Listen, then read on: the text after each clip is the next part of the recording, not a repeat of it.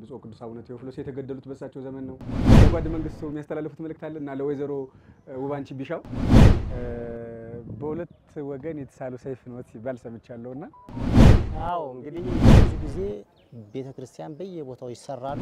በቅዱስ ፓትርያርኩ የመሰረት ድንጋይ የተጣለለት ቤተክርስቲያን ነው በ9 ዓመት ውስጥ መጠናቀቅ ያልቻለው። በ9 ዓመት መንግስቱ ኃይለማርያም ሳይቀር የገብርኤል ከዙምባቤ 10 ሺህ ብር ራሱ ይልካል። ታሪክ ያለው ነው።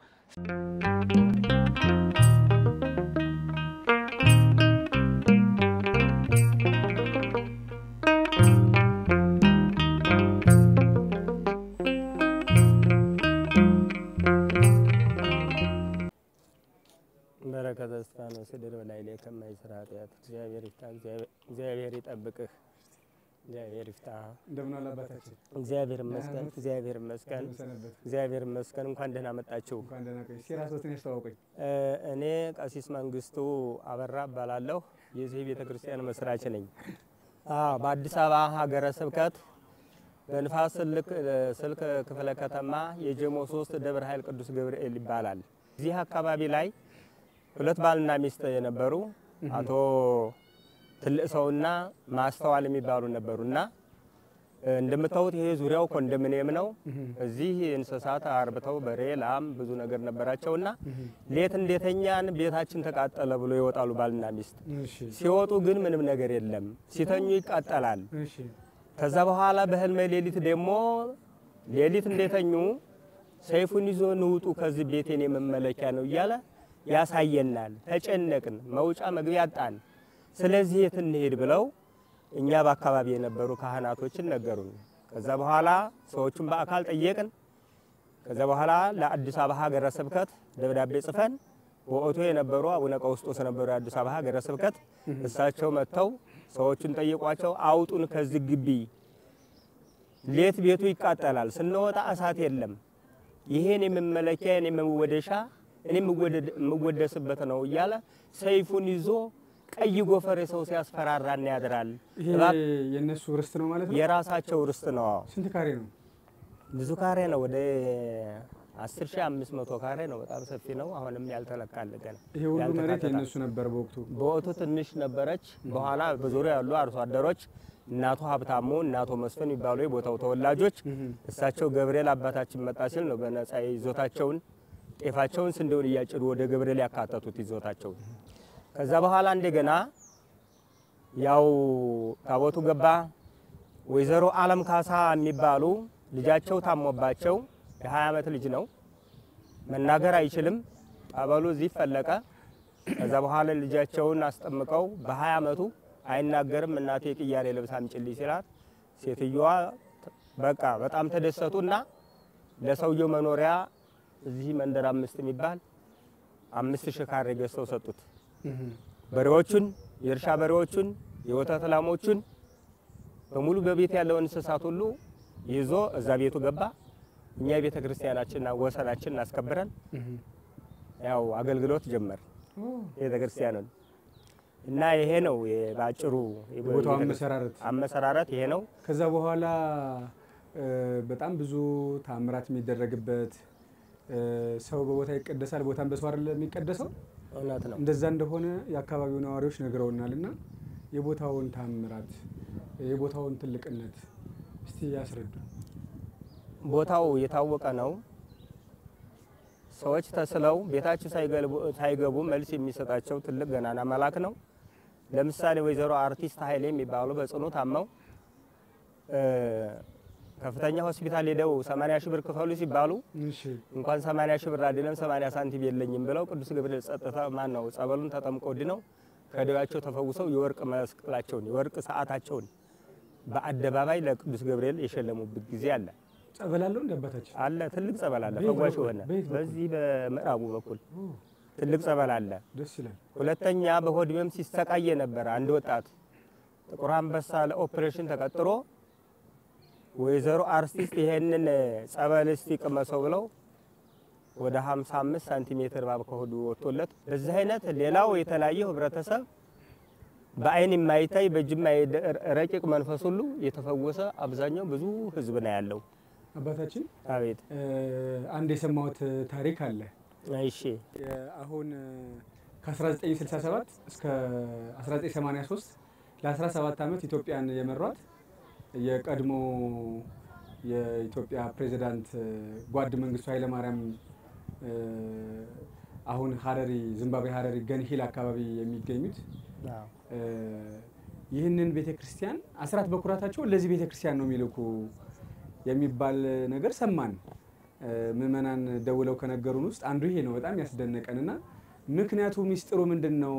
መንግስቱ ኃይለማርያም በተለየ ሁኔታ ይህንን ቤተክርስቲያን የሚያግዙበት አስራት በኩራታቸው የሚልኩበት የተለየ ሚስጥር አላቸው? እዚህ ነው እዚህ ምንድነው የተለየው ነገር ያቃሉ? እውነት ነው? አዎ እውነት ነው። እኔም ለወቅቱ ተጠራጥሬ ነበር። እንግዲህ ጓድ መንግስቱ ያው ረጲ ጎራ ላይ ተወልደው እንዳደጉ ደብረ ጎልጎታ የሚባለው ላይ ጎራው ላይ ቤተሰቦቻቸው፣ ልጆቻቸው፣ እህቶቻቸው ሁሉ አሉ እዛ። በየአመቱ የሐምሌ ገብርኤልና የታህሳስ ገብርኤል በርካታ ገንዘብ ነው የሚላከው እና ተልከው እዚህ በሞዴል 30 ቆርጠን ነው የምንሰጣቸው። በእውነት ነገር ነው የምነግራቸው። ነገር ግን እኛ አልገባንም ነበር። በኋላ ልክ ይዘታቸው የጓድ መንግስቱን ቅርጽ የያዘ ሰው መጣ። እሳቸውን የሚመስል መቼ ማለት ነው? የታህሳስ ገብርኤል የዘንድሮ ነው ያለፈው መጣና ጓድ መንግስቱን ነው የሚመስለው። ገጹም ይሄ እንደው አካባቢም ሁሉ እሱን ነው የሚመስለውና እንዴት ነው ስለ የእሳቸው እህታቸው ልጅ ነኝ። ይሄ በየአመቱ የምንልከው እኛ ቅዱስ ገብርኤል ይሄው ቦታቸው ያደጉበት ቦታ የእህቶቻቸው ያጎታቻቸው ቦታ ርስት ስለሆነ ረጲ ያው ይሄን ቤተክርስቲያን ለማገዝ አስራት በኩራቱን እያወጣን ከባልተቤታቸው ወይዘሮ ውባንቺ ቢሻው ከሚባሉት ከልጆቻቸው ጋር ለጀሞ 3 ቅዱስ ገብርኤል ቤተክርስቲያን አስራት በኩራት ማሰሪያ የመጣ ነው። ይሄንንም እለት በዓለም ላይ በሚላከው የቤተክርስቲያን ህይወት ታሪክ ጧጧትና ማታ ከልጆቻቸውና ከባልተቤቶቻቸው ጋር ያውታል ብሎ የእህታቸው ልጅ ነው ወንድማቸው ነው በደንብ ያስረዳል። መጽሐፍ ስማቸውን ነግሯቸዋል? ነግሮኝ ነበር ረሳሁት። አሁን አዎ ረሳሁት። ብሩን ያስታውሱታል? 7000 12000 20000 እንደዚህ የመጣ ሪሲት እያስቆረጡ ይሄዳሉ። እና አዎ እና ጓድ መንግስቱ አብዛኛው ህብረተሰቡ የሚመጣው ህዝብ ያውቃል በአውደ ምሕረት ስለሚነገር በሚዲያና አሁንም ከጎናቸውና ይዟቸው እናስጨርሳለን የሚሉ ተስፋ ለቤተሰቦቻቸው እየላኩልን ነው። ጥሩ ነው እኮ ማለት በእሳቸው ዘመን አዎ የኢትዮጵያ ኦርቶዶክስ ተዋሕዶ ቤተክርስቲያን ብዙ ግፍ፣ ብዙ መከራ፣ ብዙ ስቃይ ደርሶባታል። በሶሻሊስት ርዕዮት አቡነ ቴዎፍሎስ የመጀመሪያው ቅዱስ ፓትርያርክ ብፁዕ ቅዱስ አቡነ ቴዎፍሎስ የተገደሉት በእሳቸው ዘመን ነው። ብዙ ኦርቶዶክሳውያን የተሰቃዩት በእሳቸው ዘመን ነው።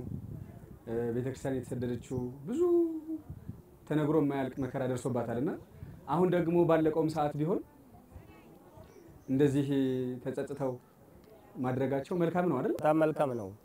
ያን ሁሉ እንግዲህ ንስሐ ተወስዶ እንደው ለበረከት የንስሐ ይመስለናል አሁን ያለው ከኛ ጋር ለቤተ ክርስቲያኑ የሚያደርጉት ድጋፍና ያው አሁንም አጋጣሚ ዛሬ አልነገርናቸውም እንጂ ወንድማቸው፣ እህቶቻቸው፣ ልጆቹ በርካታ ህዝብ ነው ያለው እሳቸው ግቢና ማምጣት የምንችል ነበር።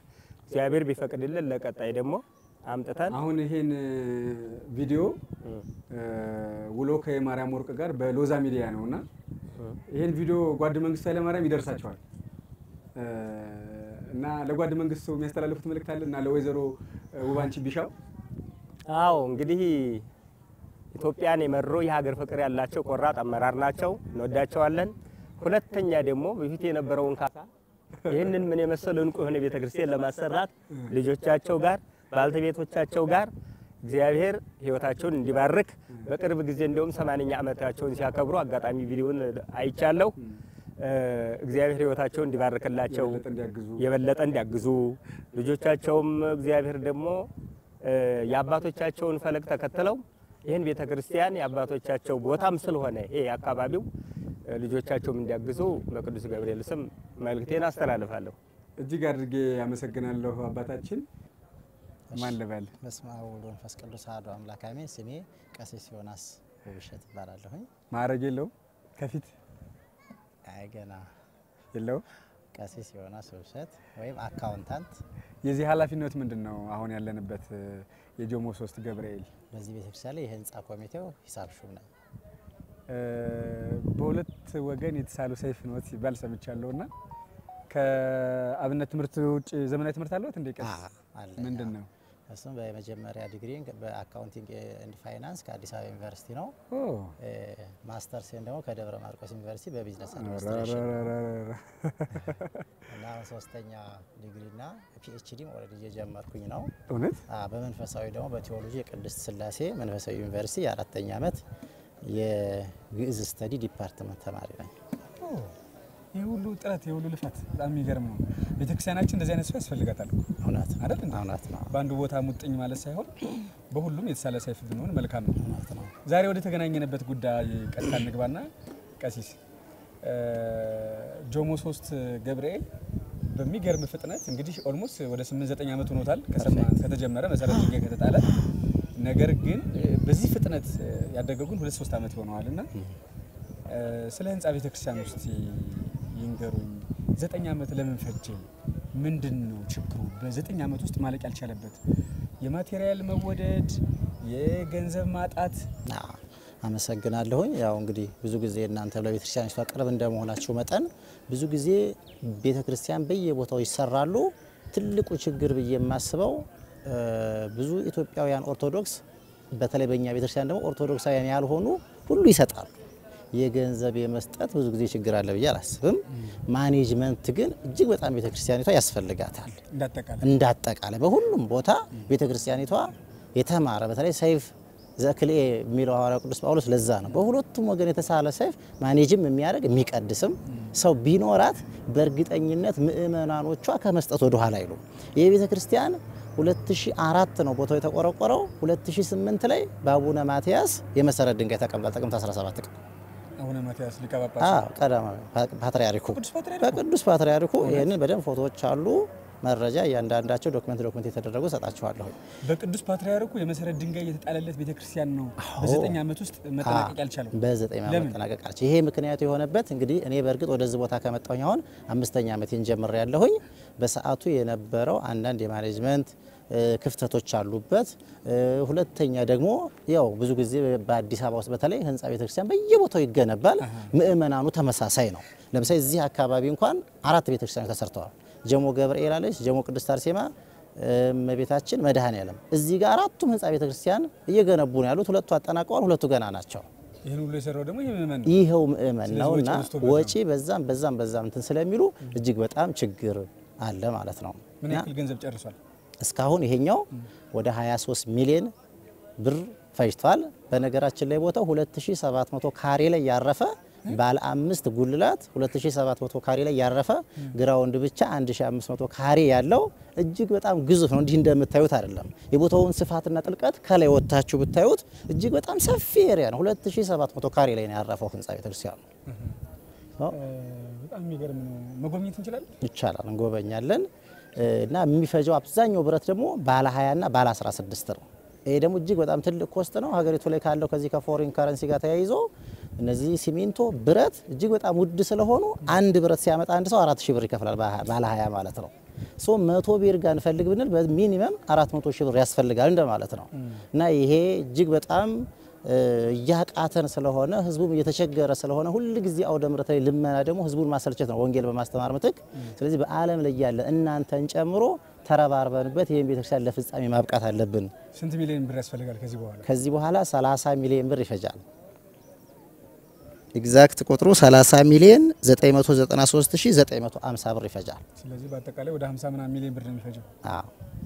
እያንዳንዱ ነገር መጎብኘት እንችላለን እየዞር እንችላለን። ይሄ እንግዲህ ቤተክርስቲያኒቱ በምስራቅ በኩል ያለው መግቢያ በር ነው። በዚህ ላይ በሰረገላ እንዲህ የሚሄድ ቤተልሔም አለው። በሰረገላ ነው ቤተልሔሙ። እቺኛዋ የካህናት ብቻ ቀሳውስቱ፣ ዲያቆናቱ፣ መምህራኑ፣ ሊቃውንቱ የሚገቡበት እቺኛዋ እዚህ ጋር አንድ በር አለች። ይሄ ደግሞ በዚህ በኩል ቤተልሔም አለ። በሰረገላ ይመጡና በአንደኛ ፎቅ ላይ በላይ መተው ሊቃውንቱ መሶበ ወርቁን ስጋው ደሙን ይዘው በዚህ ይገባሉ ማለት ነው። ሰረገላ ምን ነው? በሊፍት ነው ወይስ ሰረገላ? በዚህ ላይ እንዲ ሰረገላ ያልፍና ቤተልሔሙ ግራውንድ ፕላስ ዋን ሆኖ ብሪጅ እንደ ብሪጅ በብሪጅ ላይ በላይ መጣው በዚህ ቀጥታ ይሄኛው አንድ የካህናት ብቻ መግቢያ በር ነው መስዋዕቱን ይዘው የሚገቡበት መስዋዕቱን ይዘው ከገቡ በኋላ ይሄኛው ፓርት ይሄ ወጣ ያለው እንደዚህ ቤተ መቅደሱ ነው ወደ 120 ምናምን ካሬ ነው ቤተ መቅደሱ ለብቻው ቤተ መቅደሱ ብቻው ቤተ መቅደሱ ለብቻው በጣም ግዙፍ ነው በጣም ትልቅ ነው ይሄም ደግሞ የሆነበት ምክንያት 3 ትልልቅ መንበሮችን ይይዛል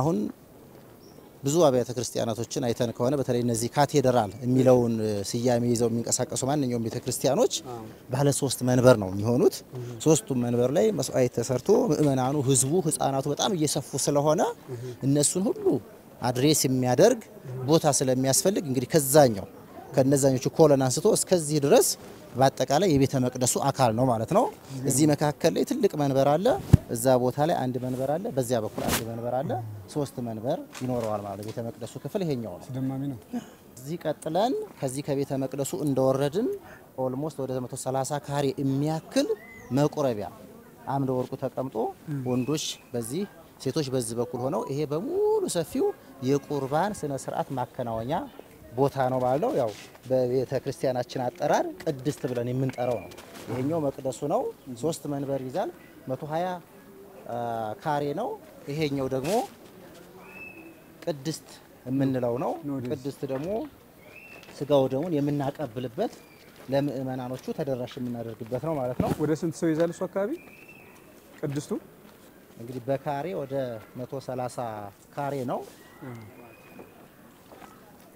ከዚህኛው መጨረሻ ይሄኛው ነው ኮለኑ ከዚህኛው ኮለን አንስቶ እስከዛኛው መጨረሻው ኮለን ድረስ ይሄ ሰፊው ከዚህ ከትልቁ የመቅደሱ መጨረሻ ይሄኛው ነው ቅድስቱ ይሄኛው ነው እዚህ ቅድስት ላይ እንግዲህ ቢያንስ በአንድ ጊዜ ከመቶ ምናምን በላይ በተመሳሳይ መቁረብ የሚችሉ ነው ማለት ነው የሚገርም ነው እስቲ ወደ ላይ እንወጣና እንየው ይሄ ምንድነው አባታችን እሺ ይሄ የዋናው ይሄ ቤተ ክርስቲያን 5 ጉልላቶች አሉት ከ5ቱ ጉልላቶች ውስጥ ትልቁ ይሄ የመካከለኛው ዶም ህንጻ ቤተ ክርስቲያን ወጥሮ ተሸክሞ የሚይዘው ይሄኛው ነው አጠቃላይ 27 ሜትር ርዝመት አለው ከመሬት አንስቶ ወደ ላይ 27 ሜትር ርቀት አዲስ አበባ ላይ አለ የለም እንግዲህ ያው ስትራክቸሮቹ የተለያዩ ኢንጂነሮች አሉ እንደየ ኢንጂነሮቹ እንደ አርኪቴክቶቹ ባህሪ በቃ ይሄ ጎላ ብሎ ይታያል አንደኛ ተራራ ነው እና ያው ኖጣ ደኖለ ላይ እዛ ስንወጣ አዎ ብዙ ከተማውን በሙሉ አድሬስ ማድረግ እንችላለን ይሆነን በጣም አንደኛ ከፍታ ቦታ ላይ ነው ያለው ኢንጂነሮች ደግሞ በደንብ አድርገው መሰረቱን አውጥተውት ከፍ ይበል በቃ ቤተክርስቲያን እሺ የሚገርም ነው እኔ እንደዚህ ግዙፍ ይሆናል ብዬ አልጠበቅኩም ነበር ከአንድ ወር በፊት መጥቼ አይቼው ነበር ግን ብዙም ጊዜ ኖሮኝ ዲቴል አላየሁትም አሁን ማመን አልቻልኩም የመጀመሪያው ፎቅ የሚጠናቀቅበት ስላብ ላይ ነው ያለነው የቤተ ክርስቲያኑ የመጨረሻው የጣራዎቹ መጨረሻ ይሄኛው ነው ከዚህ በኋላ ደግሞ ወደ ዶም ቀጥታ ዶሙ ብቻ የሚወጣበት ነው ማለት ነው ቀደም እንደነገርኩ ይሄኛው ትልቅ የሚባለው ዶም ነው ብረት ብቻ 2,136,000 ብር ይፈጃል ብረቱ ብቻ ማለት ነው ለዚህ ለዶም እንደውም አንድ ሰው ቢያገኙ አለቀ ለብረት ብቻ 2,136,000 ብር ይሰጡን ይሄኛው ዶም ጥንቅቅ ይላል ዊዝን በአንድ ወር ውስጥ መጠናቀቅ ይችላል እና ይሄኛው ትልቅ የሚባለው ዶምና አብዛኛውን ብረትም ሲሚንቶም አሸዋም ጠጠርም እና እንጨትም እንደምታዩት በጣም ከታች ጀምሮ እስከዚህ 27 ሜትር ለመምጣት ብዙ እንጨቶች ነው የፈጀው አሁን የእንጨት ስራዎች ተጠናቀው የብረትና የሲሚንቶ የአሸዋ የጠጠር እንደዚሁም የባለሙያ እገዛ ነው የሚፈልገው ማለት ነው የኛ ስራ የርሰው መናገር የኛ ደግሞ ማስተላለፍ ነውና የመላእክቱ የገብርኤል ወዳጆች ጥንቅቅ ሊያረጉት ይችላሉ እውነት ነው እናምናለን በጣም የሚገርም ነው ከመሬት 27 ሜትር ርዝመት በዚህ መጠን በዚህ ግዝፈት በጣም ነው የሚያስደንቀው እስቲ ሙሉ ስሞትን የሥራ ድርሻዎትን ያስተዋውቁኝ መጋቤ ሐዲስ ላይከ ማርያም ተስፋዬ ባላለው የዚሁ የጀሞ ቁጥር 3 ደብረ ኃይል ቅዱስ ገብርኤል ቤተክርስቲያን አስተዳዳሪ ነኝ ከመቼ ጀምሮ ነው አባታችን እዚህ የተመደቡት እዚህ የተመደብኩት 2014 ጀምሮ ነው ወደዚህ የተመደብኩት ስለዚህ በዚህ 2-3 አመት ውስጥ ነው እዚህ የደረሰው ማለት ነው አው ሰው ሲያገኙት እንዴት ነበር የት ቦታ ላይ ነበር ይሄ ስላብም አልተሞላም ነበር። አሁን እዚህ የምናየው ስላብ ተሞልቶ 100 ኮሎኖች ቁመው ቢም ታስሮ የዶም ስራ ላይ ነው አሁን ያለ ነው። ከወደፊት ለፊት ደግሞ እንደውም ሚዛኒኖች አሉ። ፎቅ ለአንዳንድ ለዘወትር መገልገያ የሚሆኑ እንደገና ደግሞ በክብረ በዓልም ላይ ምእመናን ወጥተው የሚያስቀድሱበት ሁሉ አለ። ይሄ መጀመሪያው ትልቁ ጊዜ የፈጀብን የምንለው እንደውም ይሄ የስላቡ ስራ ነው። ይሄ ስላቡም ኮሎኖቹም ዶሙ እዚህ ለመድረስ በእግዚአብሔር ፍቃድ በአካባቢው ምእመናን ርብርብ በሁለት ዓመት ውስጥ ነው ይሄ የተከናወነው ማለት ነው። እንደውም ከሁለት ዓመት ራሱ ያጥራል። ምክንያቱም ከመጣም በኋላ ተወያይተን ውይይት ቁሞ ስለነበረ ቁሞ የነበረውን ህንፃ ለማስቀጠል እንደገና ኮሚቴ ማዋቀር አለ። ኮሚቴ እንደገና አዋቅረን ውይይት አድርገን አንዳንድ የዲዛይን ማሻሻያዎች አድርገን እንደሱ ውይይት ስናደርግ እንግዲህ ከሁለት ዓመቱም ይቀነሳል ያጥራል ማለት ነው። ስራ ላይ የነበርነው ዓመት ከምናምን እንደማለት ይቻላል። በስንት ጊዜ ለመጨረስ ነው? በስንት ወር በስንት ዓመት? እግዚአብሔር ቢፈቅድ እውነት ለማውራት አንደኛ ምን ያህል ሲፈጃን ሲባል ገንዘብ ካለ ከአንድ ዓመት በላይ የሚፈጅ አይደለም ይሄ ከእውነት። አዎ ምክንያቱም ለምን ይፈጃል? ወደ ላይ ይወድቃል የሚባል ፎቅ የለ። ምኑ ይጠበቃል? ገንዘብ ካለ መለሰን ነው፣ ቦሎኬት መደርደር ነው። ከዚያ በኋላ የፊኒሽንግ ስራ የሚባለው የቤተ ክርስቲያን እንግዲህ መንበሩና የውስጥ የመብራት የበሮች እነዚህ ነገሮች ናቸው። ይሄ ደግሞ የገንዘብ ጉዳይ እንጂ ጊዜ የሚፈጅ ጉዳይ አይደለም። በአንድ ዓመት ውስጥ መጠናቀቅ ይችላል። በመላው ዓለም ለሚኖሩ ኦርቶዶክሳውያን የመልአኩ የቅዱስ ገብርኤል ወዳጆች እስቲ መልእክት ያስተላልፉላቸው፣ ይንገሯቸው። እንግዲህ በመላው ዓለም የምትኖሩ ይህንን ሚዲያ የምትከታተሉ የኦርቶዶክስ እምነት ተከታዮች ቤተሰቦቻችን ይህን የተጀመረውን ግዙፍ የሆነ ህንፃ ቤተ ክርስቲያን በቅዱስ ገብርኤል ስም እየታነጸ ያለ የጀሞ 3 ደብረ ኃይል ቅዱስ ገብርኤል ቤተ ክርስቲያን ነው። ሁላችሁም በያላችሁበት ሆናችሁ የበኩላችሁን አስተዋጽኦ እንድታደርጉና የበኩላችሁን ድርሻ እንድትዋጡ። ምክንያቱም አንዱ ለማኝ አንዱ ተለማኝ የለም። እዚህ ቦታ ላይ ሁላችንም ባለቤት ነን። በያላችሁበት ሆናችሁ የበኩላችሁን አስተዋጽኦ ካደረጋችሁ አሁን የምንገለገልባት በጣም ጠባብና አነስተኛ መቃኞ ስለሆነች ለሚቀጥለው 2018 ወደዚህኛው ህንፃ መተን መገልገል እንድንችል የድርሻችሁን እንድትወጡ መልእክታችንን በእግዚአብሔር ስም እናስተላልፋለን።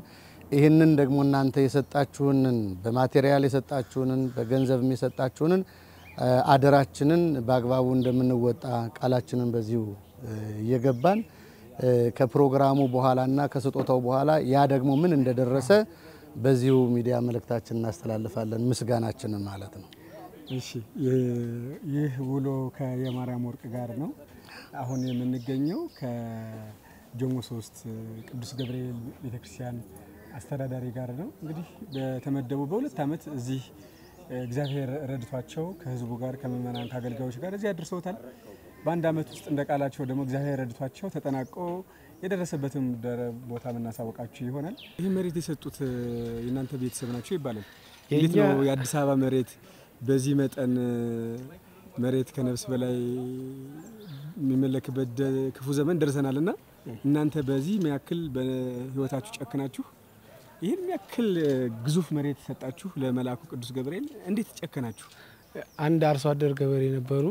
እሳቸው 500 ካሬ ተሰጥቷቸው እዚህ ጋር ይኖሩ ነበር። ከዚያ በገብርኤል አንጥተ ነው ሳይመን ራሱ መጥቶ ሰውየውን አላስቀምጣቸው ሲል በሌትና ቀን ህልም በእንትን አለ ሲከብዳቸው ህልማየሁ ሲሉ እሳቸው ሲለቁ እንደዚህ ሆነ ሲባል ከዚያ አቶ ማሞ ተሾሞ ይባላሉ።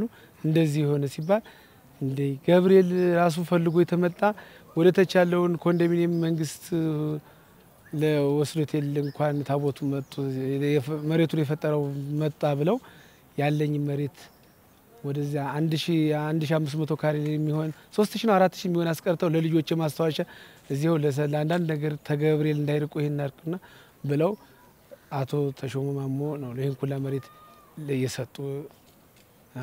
ያው እናንተ ቤተሰብ ናቸው? አዎ ቤተሰብ ናቸው። የእርሶ እዚህ ኃላፊነት ምንድነው? እኔ እዚህ ህንጻው ዋና ጸሐፊ ነኝ። መልካም አባት መጡ።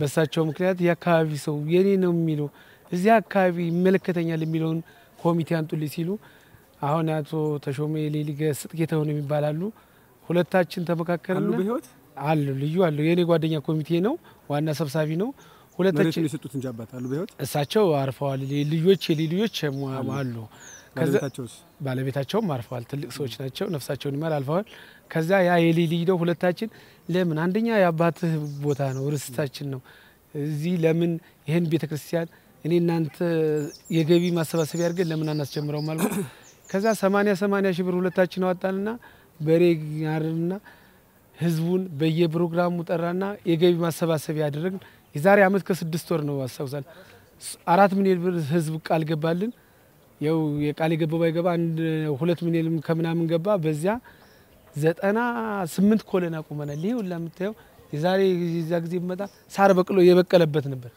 በዚያች ባጭር ቀን ውስጥ ህዝቡ ብሩን አስገባል የተደረገ ከዛ አሁን በመላው ዓለም ለሚኖሩ ኦርቶዶክሳውያን ምን እንዲያግዟችሁ ነው የምታስተላልፉት ማለት የምናስተላልፈው ምክንያት እንደ ህንጻ ሰሪ በሙሉ በዓለም ላይ ያሉት ኦርቶዶክስ የሆኑት መተው ይሄን በመንጣት እንኳን በሚመጡ ሰዓት ይመጣሉ የተሰራውን እንትን ይያሉ በአንድ አመት ውስጥ ነው ይሄን ሁላ የተሰራን ልክ እንደ ግለሰብ ባጀት እንደተያዘበት ነው ተሰው ሲሚንቶ አሸዋ ጠጠር ይሄን ላኩየል እኛ ብዙ ጊዜ እንደውም እዚህ አካባቢ ያለው ሰው ብር ተቀብለን አናውቅም ምቃ ነው የምናስገዛ ይሄን በአንድ አመት ውስጥ እንደዚህ እንደተሰራ እንዲያውልና እነሱም ባላቸው እንዲያግዙ ባላቸው አቅም ከዛ በዛሬ 6 ወር በኋላ ደግሞ ምን ያህል ውጤት ላይ እንደደረስ እናንተ በሚዲያው ስም እንደው ያለው ክርስቲያን የተባለ ሁሉም ሰው እንዲተባበርና የዛሬ 6 ወር ደግሞ እኛ ይሄን ቤተክርስቲያን የታርገን እንደምንሰርተን እንደምናሳያቸው ቃል እንገባለን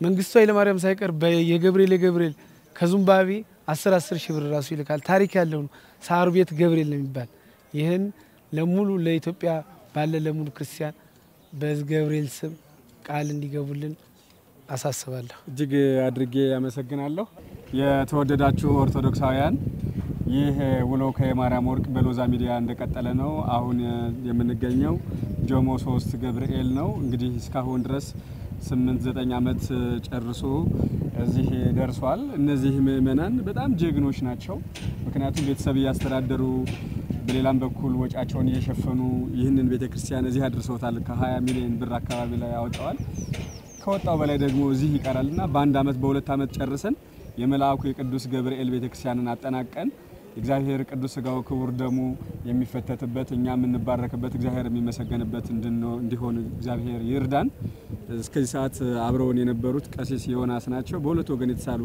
ሰይፍ ናቸው ውሏችን እንዴት ነበረ ቀሲስ እሺ ውሏችን እንግዲህ እግዚአብሔር በፈቀደልን በጣም እጅግ በጣም ደስ የሚል ከየማርያም ወርቅ እንደዚሁም ከሎዛ ሚዲያ ጋራ በጋራ ነበርን እንግዲህ ማንም ምእመናን በመላው ዓለም በውጭም በሀገር ውስጥም ያላችሁ አንደኛ ሚዲያው እንድትከታተሉልን ሰብስክራይብ እንድታደርጉልን ዛሬ ብቻ አይደለም በተለያየ ጊዜ እየመጡ እኚህ ሚዲያዎች ብዙ እገዛ አድርገውልናልና እናንተም አቅማችሁ በፈቀደ ሁሉ ከዚህ ሚዲያ ጋር በጋራ ሆናችሁ ሰብስክራይብ ያደረጋችሁ ሼር ያደረጋችሁ ይሄን ቤተክርስቲያን ለማጠናቀቅ ትልቅ እገዛ ያደረጉልን ስለሆነ እናንተም የምትችሉትን አቅማችሁ በፈቀደ ከሚዲያው ጋር ሆናችሁ እንድታግዙልን አደራ ብለን እናሳስባለን በቅዱስ ቤተክርስቲያናችን ስም የተወደዳችሁ ኦርቶዶክሳውያን ዛሬ ውሏችን እንዲህ ያምር ነበረ ይህ ውሎ ከየማርያም ወርቅ ጋር ነው ጆሞ 3 ነበር የዋልነው ጆሞ 3 ገብርኤል ወይም ሳር ቤት ገብርኤል የሚባለው ማለት ነው እጅግ በጣም ድንቅ ክርስቲያኖችን አይተናል